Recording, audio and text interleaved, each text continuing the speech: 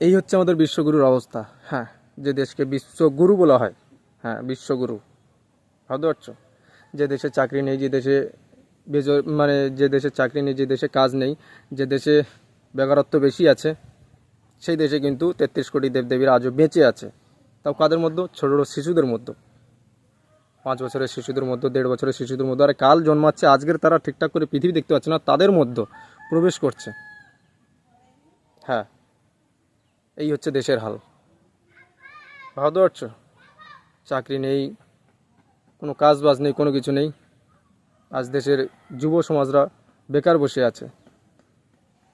মানে তাদের দিকে না তাকিয়ে আজ 33 কোটি দেবদেবীরা কাদের দিকে তাকাচ্ছে, একটা কথা ভাবুন। মানুষ চায় কাজ, মানুষ চায় চাকরি, মানুষ চায় রোজগার, কিন্তু সেধারে 33 কোটি দেবদেবীরা কী অবস্থা করছে তখন। এখানে আমার আর অন্য কিছু বলার নেই, শুধু একটা কথাই বলবো, এটা ভারত। এই ভারতে এমন মানে এমন কোনো কিছু সম্ভব নয়, সব কিছু সম্ভব। কাল জন্মাচ্ছে, আজ তাদের শরীরে প্রবেশ করতেই পারে, 5 বছরের শিশুর মধ্যে প্রবেশ করতেই পারে, যে ঠিকঠাক করে মানে ভাষাটুকু বলতে পারে না, তার মধ্যেও প্রবেশ করতে পারে। তো এই ছাড়া আর অন্য কিছু নয়, যে এই দেশটা কীভাবে ধ্বংস হচ্ছে সেটাই আপনারা দেখুন, আর অন্য কিছু বলার নেই।